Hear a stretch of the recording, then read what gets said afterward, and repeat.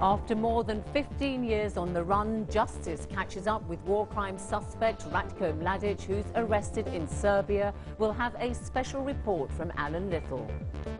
From dairy farm to prison, Daniel Sanford asks whether Russia could be one of the worst places on earth to do business. And why India is still failing girls and women despite its growing economic clout. Hello, welcome to Reporters with me, Zainab Badawi. The atrocities in Bosnia committed during the war in the 90s have left scars so painful they've still not healed today.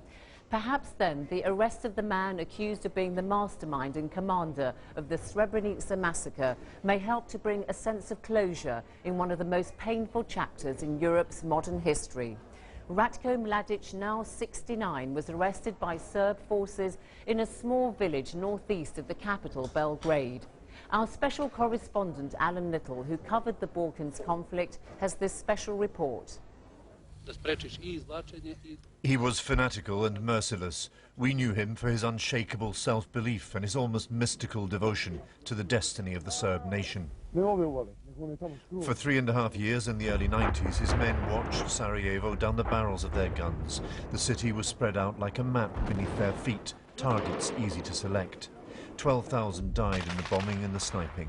Ratko Mladic commanded the men who did it. Once, Serb leaders venerated and protected him. Today, the impunity that granted him evaporated. On behalf of the Republic of Serbia, I announce that today we arrested Ratko Mladic. Extradition process is underway. His forces fought to establish an ethnically pure Serbian state in Bosnia. Hundreds of thousands of non-Serbs were expelled from their homes. It came to be known as ethnic cleansing. When they seized the eastern Bosnian enclave of Srebrenica, he was there in person to reassure the terrified Muslim population that they were safe. They were not. 8,000 Muslim men and boys were murdered in the space of a few days. Here was a bombastic thug who had no sense of the rules of warfare. And if he did, he ignored them. 18 months ago, I went back to Srebrenica. They were still finding and burying the dead. Close to 1,000 died in a hail of gunfire in this warehouse. The men who pulled the triggers and threw the grenades stood right here, a few feet away. The prosecution in The Hague will have to prove that they were acting on his direct commission. For the survivors of Srebrenica, the women left behind, there is no doubt.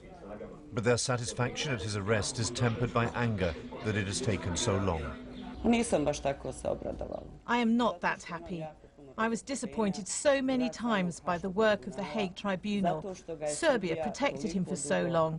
He enjoyed life for so long. He was supposed to be arrested years ago. I feel a small satisfaction in my soul. This is proof that this type of crime never gets old, and that the perpetrators will face justice. The Mladic of old was fearless as well as fanatical, and that won him the affection and respect of the men he led. For many Serbs, he remains a folk hero. This is the village where he was found. His lawyer claimed that Mladic was seriously ill, but with an unknown condition, and not well enough even to undergo questioning.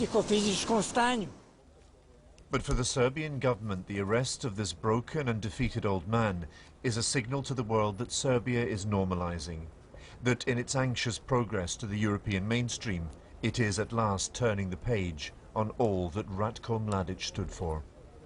Alan Little, BBC News.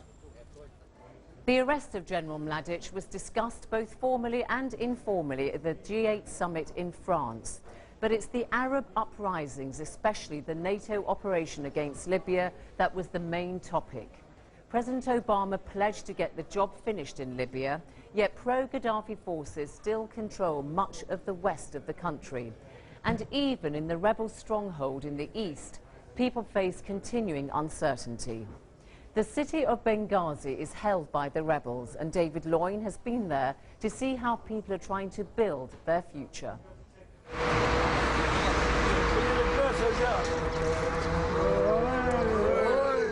fan club from Libya's oldest football team meet out of season, and where they need a different kind of sweeper than on the football field. Their only goal now is to keep the streets clean, as normal services have been paralysed by the revolution.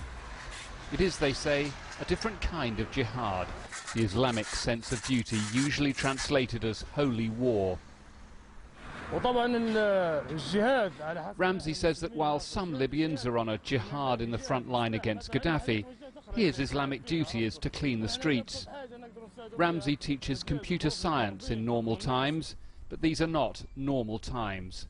The schools are closed, and 3 months on there's no sign of them reopening. Instead, international agencies have provided crayons, games and toys, no substitute for normal lessons. There's a risk of children losing most of an academic year. You can see here children are really beginning to enjoy themselves and express their feelings. They've been at home now for 3 months, watching TV, not playing, not interacting with each other. They need to come back to normality and a bit of routine, and this is a beginning, and we're advocating for schools to reopen. Some schools are damaged, teachers are missing and families divided by the war. But the main reason schools are closed is what's here called solidarity with those still under Gaddafi's grip in the West. Normal life is on hold until Western Libya is liberated, however long it takes. We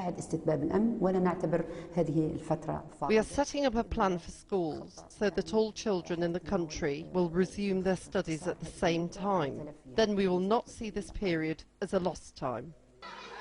Many teachers still come to school as normal every day. They can't get out of the routine and miss the children and the work. Eftisan says she really wants to teach again during this term, but she says Gaddafi has to be defeated first. Older students are losing education too. Aya is a medical student, but now working as a volunteer nurse as Libya's foreign nurses have fled. 3 months is a very long time, but at the same time, if we just concentrate, you will see that we are Libyan people learning with every day a new thing through this time.